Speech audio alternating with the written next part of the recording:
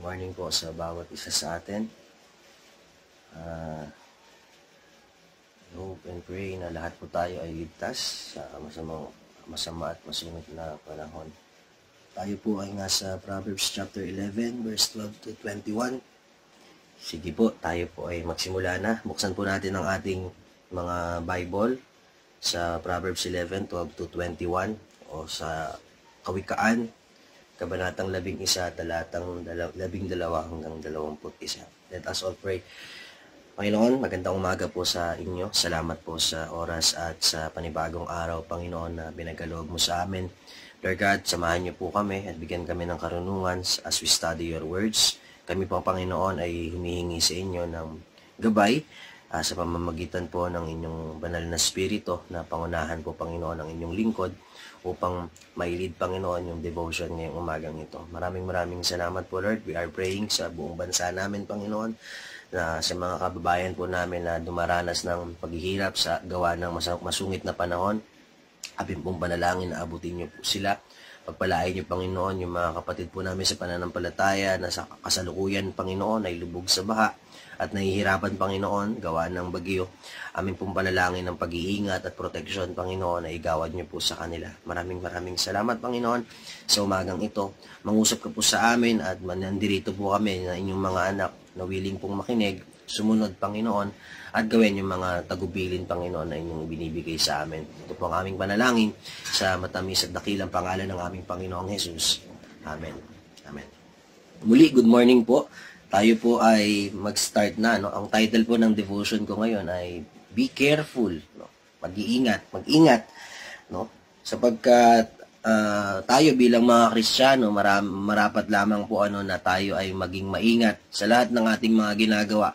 Dahil nga po tayo ay dapat maging buhay na patotoo sa mga taong nakapaligid sa atin. No, kapag siguro tayo nakakarinig ng mag-ingat o be careful, ibig sabihin may panganib na dulot kapag hindi natin ginawa ng maayos yung bagay na dapat natin gawin. No, sa mga kumpanya na pinagtatrabahuhan natin, may mga guidelines para hindi tayo magkamali. No, kasi pagka nagkamali, mayroon tayong aanihin na consequence. Kaya be careful, po. Pero umpisahan natin yung devotion po natin, nabasahin po natin yung Kawikaan chapter 11 verses 12 hanggang 21. Ang kapos sa kaalaman ay umahamak sa kapwa, ngunit laging tahimik ang taong may unawa. Walang maitatago sa bibig ng madaldal, ngunit ang tunay na kaibigan iyong mapagkakatiwalaan. Sa kakulangan ng tuntunin, ang bansa ay bumabagsak, ngunit sa payo ng nakararami, tagumpay ay tiyak. Ang nananagot para sa iba, sa gusot ay nasasadlak, ngunit ang ayaw gumarantiya ay malayo sa bagabag. Ang babaeng may nihin ay nagaani ng karangalan, ngunit ang walang dangal, tambakan ng kahihiyan. Lagi sa kahirapan ng taong tamad, ngunit masagana ang buhay ng isang taong masipag. Ang taong mabait ay nag-iimpok ng kabutihan, ngunit winawasak ng marahas ang sarili niyang buhay. Anuman ang anihin ng masama ay walang kabuluhan, ngunit ang gawang mabuti ay may pagpapalang taglay. Ang taong nasa matuwid ay makasusumpong ng buhay, ngunit ang landas ng masama ay patungo sa kamatayan. Ang kaisipang masama kay Yahweh ay kasuklam-suklam, ngunit ang lakad ng matuwid kay Yahweh ay kasiyahan. Ang taong masamay di makakaligtas sa kaparusahan, ngunit hindi maaano ang nabubuhay sa katwiran. Doon lamang po tayo at pagpalain tayo ng ating Panginoon sa pagkabasa ng kanyang mga salita. No? God wants us to live righteously. At ako po ay naniniwala na tayo bilang may mga relasyon kay Kristo, dapat po ang buhay natin ay nabubuhay sa katuwiran ng ating pong Panginoon. At tayo ay sumusunod kay Kristo, dapat lamang po ay maging mabuting halimbawa po tayo sa mga taong nakapaligid sa atin. Why? Because sabi ng Matthew chapter 5, di ba po? We are the light of this world. Tayo ang liwanag, so nararapat lamang po sa ating mga buhay na tayo talaga ay magbigay ng liwanag sa iba sa pamamagitan ng pamumuhay nating matuwid sa harapan po ng Diyos at sa mga taong nakapaligid po sa atin. Habang atin pong inaaral, at pinagbubulay-bulayan yung aklat ng mga kawika, ng Proverbs, Nakikita po natin yung mga pabor na mayroon ng isang tao na nabubuhay sa katuwiran. At meron din tayong makikita yung contrast naman po nun. Ano ang mangyayari kapag po tayo ay hindi nabubuhay ng matuwid? Of course, may mga consequences. Kapag hindi natin ginagawa yung matuwid na pamumuhay. At nakikita po natin dyan sa mga binabasa po natin araw-araw, yung contrast o yung differences nung taong nabubuhay sa matuwid at yung taong hindi nabubuhay naman po sa matuwid. Kaya nga po, be careful. Mag-ingat tayo. Bakit? Ang unang bagay po na nakita ko po dito, be careful how we use our words. Why? Kasi nagtapos po tayo kahapon sa verse 11. Ang sabi po ng verse 11, dahil sa salita ng matuwid, ang bayan ay tumatatag. Ito po yung contrast. Ngunit ang kasinungalingan ng masama, ang lungsod ay nawawasak. So magkaiba po dahil dun po nagtapos, ang kasunod po ng verse 11, yung verse 12. Ang kapos sa kaalaman ay mahamak sa kapwa, ngunit laging tahimik ang taong may unawa. Mag-ingat po tayo sa pagsasalita ng mga bagay na sasabihin natin. Mga salita na mababanggit ng ating mga bibig. Mag-ingat po tayo doon. Kasi kung minsan kapag we are being stirred up by our emotion, hindi tayo nakakapag-isip. Nakakasakit, pwedeng tayo yung masaktan ng salita natin or yung tao sa paligid natin, yung masaktan ng mga sinasabi po natin. So, we really need to think bago tayo magsalita. Ang sabi ang paalala sa atin ng verse 12, ngunit ang laging tahimik ay ang taong may unawa. Nabanggit po natin, naririnig po natin ito palagi. The more you talk, the more mistake ang pwede nating magawa, which is totoo po, Dahil ang nakalagay po dito, ang laging tahimik ngunit ang laging tahimik ang taong may unawa. Yung mga kapos daw po sa kaalaman, sabi ni Solomon, ay humahamak sa kapwa. Pero yung tahimik lang sa isang sulok, so isa po yung palagi may unawa. Therefore, mga kapatid, be careful on how we use our words. Paalala po sa atin na maging maingat. Bakit? Kasi kapag hindi tayo naging maingat, makakapanakit po tayo ng ating kapwa. Ano ang sabi nung unang phrase? Ang kapwa sa kaalaman ay mahamak sa kapwa. Ngunit laging tahimik ang taong may unawa. At ang sinundan pa po ito ni Solomon, walang maitatago sa bibig ng madaldal. Ngunit ang tunay na kaibigan, iyong mapagkakatiwalaan. Hindi po ba napakaganda na maging mabuti tayong kaibigan sa pamamagitan po ng hindi natin pagsasabi ng mga sikreto, Sabi ng verse 13 sa ESV version, whoever goes about slandering reveals secrets, but he who is trustworthy in spirit keeps a thing covered. Hindi niya basta-basta sasabihin yung sikretong nasabi sa kanya. Bakit? Kasi po siya po ay may wisdom. Be careful on how we use our words, Lalo na meron po tayong mga guidelines sa ating mga small group, Na yung mga small group natin ay safe environment, which is, pwede po tayong magsalita dito because naniniwala po, magsalita ng mga bagay na personal, dahil naniniwala po tayo na hindi iyon lalabas. Ayun yung paalala sa atin ng Diyos ngayong umaga. Na we really need to be careful on how we use our words, May mga detalye tayo na hindi basta-basta dapat inilalabas dahil bakit? Ang gusto po natin ay maging kaibigan na mapagkakatiwalaan at yun po yung bagay na hindi natin basta-basta sasabihin sa iba yung mga bagay na nasabi po sa atin, Magandang paalala po ito dahil bakit po? Kasi mabibuild yung, hindi lang yung trust ng taong nagsabi sa atin, kundi mabibuild din po natin yung kredibilidad po natin dun sa tao na yun at sa mga tao na kapaligid sa atin. Because kapag hindi natin po di tayo naging maingat on how we use our words, pwedeng tayo ang masaktan o yung mga taong nakapaligid po sa atin. That's why this morning, pinapaalalahanan po tayo ng Diyos na maging maingat sa mga sinasabi. Bakit? Ang goal po natin, tayo bilang mga tao, bilang mga Kristiyano, kapag may mga taong nagsabi sa atin, ang goal po natin, yung mapagkatiwalaan tayo. Bakit? Kasi para mas mawin natin yung mga tao na nasa paligid po natin. Whether sa ka-churchmate natin, katrabaho natin, kaklase natin. Mapagkatiwalaan po tayo dapat. Dapat tayong mga anak ng Diyos ang napagkakatiwalaan ng mga bagay-bagay upang lang sa ganoon ay maging mabuting halimbawa po tayo sa kanila. Pangatlong bagay na nangyayari kapag tayo ay nagiging maingat, no, sa mga salita na ating bibigkasin, we can give advice, no? Sabi ng verse 14 hanggang 15, ang kakulangan ng tuntunin ang bansa, sa kakulangan ng tuntunin ang bansa ay bumabagsak, ngunit sa payo ng nakararami, tagumpay ay tiyak. Let's go back to verse 11. Dahil sa salita ng matuwid, ang bansa ay tumatatag. No, ginamit na po ulit ni King Solomon yung paghahalintulad sa isang bansa. Ang bansa naman po ay tumatatag. Ang bansa ay bumabagsak kapag may kulang sa tuntunin. Pero, ngunit sa payo ng nakararami, tagumpay ay tiyak. Sa verse 15, ang nananagot para sa iba ay sa gusot ay nasasadlak. Ngunit ang ayaw gumarantiya sa malayo ay malayo sa bagabag. Ano? We can give advice if we are careful with our words. No? At yun po yung goal natin, na tayo ay nagbibigay ng advices. And kasama na po doon yung tayo ay, dahil tayo yung anak ng Diyos, dahil maingat tayo sa ating mga sinasabi, pwede tayong mag-encourage ng mga tao na sa paligid po natin. At yun po yung magandang paalaala sa atin ng Diyos ngayong umaga. Maging maingat sa mga salitang bibitawan po natin. Halimbawa, kapag ikaw ay nakaharap sa isang matinding pressure, sa trabaho man yan, sa bahay man yan, paano tayo magre-react? Paano tayo magre-response? Paano natin sasabihin yung mga salita na to? Mga kapatid, ang ating layunin sa buhay ay maparangalan ang Diyos habang po tayo ay nabubuhay dito sa mundong to.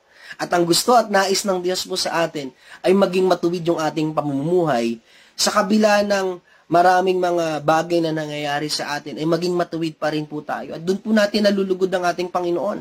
Lalo na po sa ating mga sinasabi. Ano? Sabi po ng Santiago chapter 5, no? Kung gusto natin maging ganap, kontrolin natin yung ating mga dila, yung mga sasabihin natin. Ano po? Let's be careful on how we use our words. Kasi kapag we are driven by emotion, hindi na tayo nakakapag-isip. No? Magugulat ka na lang na sa tagal mo ng Kristiyano ay nakakapagsalita ka pa rin pala ng hindi maganda. Nakakapagsalita pa rin pala tayo ng mga masasakit na salita sa mga tao na kapaligid sa atin. Again, let us be careful on how we use our words. No? At yun po yung paalaala sa atin ng ating pong Panginoon. Why?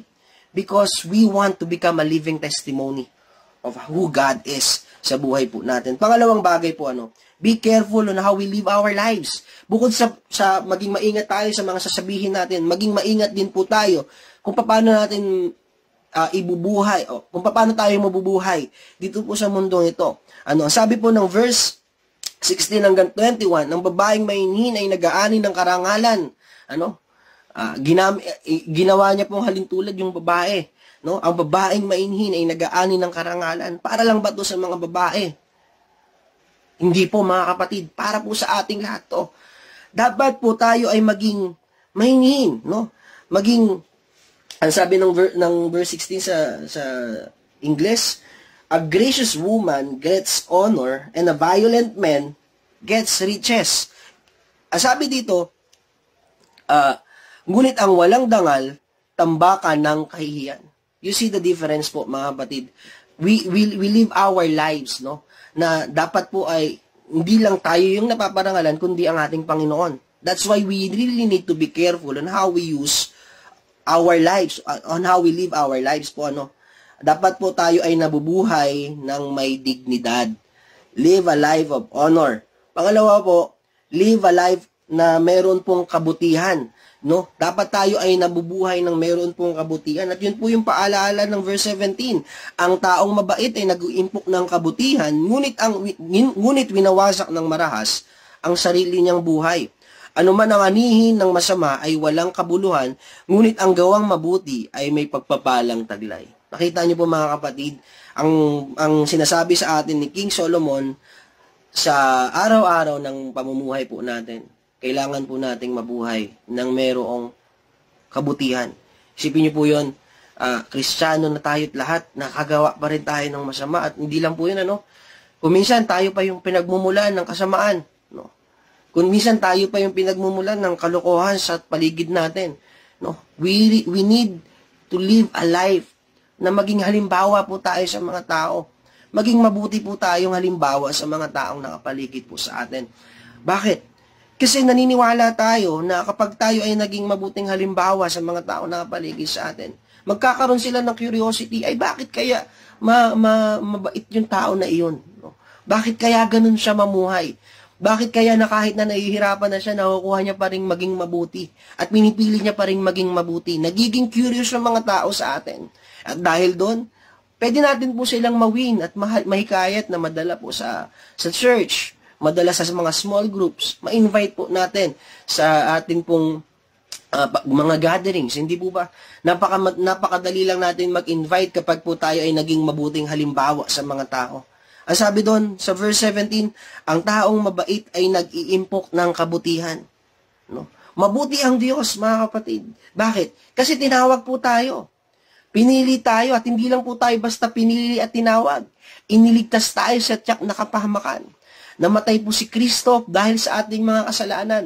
Tinanggap tayo at niyakap tayo dahil mula sa ating mga karumihan. Mabuti ang Diyos sa buhay po natin at unti-unti niya tayong binabago. At araw-araw po mga kapatid, ang challenge po sa atin is mabuhay po tayo ng may katuwiran sa harapan ng ating Panginoon at sa mga tao nakapaligid sa atin. Dahil ang goal po natin mga kapatid, hindi para maging fame, magkaroon tayo ng fame o maging famous sa social media o sa mga tao na nakapaligid sa atin. Ay, yung tao na yan, mabuti yan, madaling lapitan. Hindi po yun ang goal natin. Ang goal natin is maparangalan ang Diyos na pinakamakapangyarihan sa lahat, na siyang nagmahal po sa atin, na siyang tumanggap sa atin, at siyang nagbabago sa atin.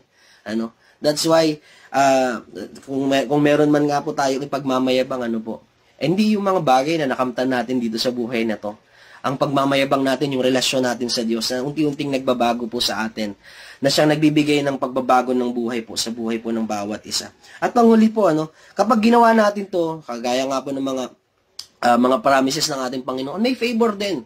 Of course, there's always a favor kapag po ginagawa natin palagi yung mga bagay na nakalulugod sa ating pong Panginoon. Ang sabi ng verse 19, ang taong nasa matuwid ay makasusumpong ng buhay, ngunit ang landas ng masama ay patungo sa kamatayan. No? Makasusumpong ng buhay ang taong matuwid. At yun po yung challenge. No? There's a life when we live righteously sa paningin po ng ating Panginoon. Ano po yung ibig sabihin nito? May pagpapala, mga kapatid. But of course, we're not after the blessing. Doon po tayo, ang nais po natin ay mabuhay po talaga ng matuwid sapagkat gusto nating maparangalan ang Diyos. Pero sigurado po 100%. Kung nakikita tayo ng Diyos na nabubuhay tayo ng naaayon sa kanyang kalooban, hindi po ba't kung ikaw ang Diyos ay pagpapalain mo yung taong sumusunod sa iyo? Ganun din po ang ating Panginoon. Pagpapalain niya tayo sapagkat tayo po ay nabubuhay ng matuwid at makakakuha po tayo ng pabor galing po sa Kanya. No? May pabor po na ibibigay po ang ating Panginoon. Pangalawa, bukod dun sa makasusumpong ng buhay, ang kaisipang masama kay Yahweh kasuklam-suklam, ngunit ang lakad ng matuwid kay Yahweh kasiyahan. Ano? Ang linaw na naman mga kapatid, kapag ka nabubuhay po tayo ng matuwid, nagbibigyan po natin ng karangalan at kagalakan ng ating pong Panginoon. Ano? Hindi lang natin siya every Sunday po nabibigyan ng karangalan, every time na nag-worship tayo at kumaawit tayo ng mga papuri sa ating pong Panginoon. Daily, on a daily basis, ang dapat po ang ating pong hangarin ay mabigyan siya ng kasiyahan araw-araw. Saan? Sa pamamagitan ng paglakad ng matuwid. At panghuli po mga kapatid, ang taong masamay di makaliligtas sa kaparusahan, ngunit hindi maaano ang buhay ng nasa katwiran. No? Magandang paalala po ito, mabuhay tayo ng matuwid. Why? Kasi even, sabi ko nga po, kung hindi tayo mabubuhay ng matuwid, it's either tayo o yung mga taong nasa paligid natin, yung masasaktan po natin. Pero kapag po tayo ay nabuhay ng matuwid, naging maingat po tayo kung paano natin ginagamit yung ating mga bibig at yung ating buhay. Ang sabi doon, ngunit hindi maano ang nabubuhay sa katwiran. At ako po ay naniniwala, kung tayo ay nabubuhay ng may katuwiran sa ating pong Panginoon, hindi lang tayo yung makikinabang nun. Pati yung mga tao na kapaligid sa atin, poproteksyonan ng Diyos. Pati yung pamilya natin, poproteksyonan ng Diyos. No? Hindi maano ang nabubuhay sa katwiran. Kaya po, even though may mga challenges, even though may mga bagay tayong dinadaanan, kagaya po nito may bagyo, ang proteksyon ng Diyos ay palagi po nating mararanasan. Why? Because pinipili po natin na mabuhay na nasa katuwiran. Mga kapatid, maging maingat, no? Maging maingat. Be careful. Kung nabubuhay tayo sa araw-araw, kung saan man tayo, ano man yung ginagawa natin, nagtatrabaho man tayo, nag-aaral man tayo, let us be careful. Maging maingat po tayo. Why? Because ang gusto po natin, again, parangalan po ang atin pong Panginoon. Magandang umaga po and let us all pray. Dear God in heaven, maraming salamat po. Continue to bless us, O Lord God. Kapag po kami ay may mga ginagawa, matrabaho man, nag-aaral man kami, Panginoon, o nasa loob man kami ng aming mga bahay. Ingatan niyo po kami, Panginoon. And Lord, I pray na bigyan niyo po kami ng wisdom na maging maingat sa lahat po ng aming ginagawa. Ikaw po, Panginoon, ang patuloy na maghari sa aming buhay. Pagpalain mo, Panginoon, yung mga kapatid po namin na na humaharap, Panginoon, sa bagyo, sa mga baha, Panginoon.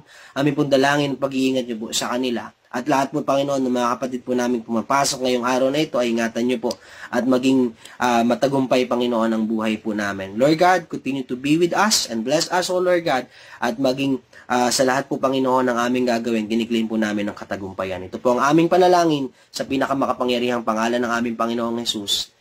Amen and amen. Good morning po and have a great day po. God bless po.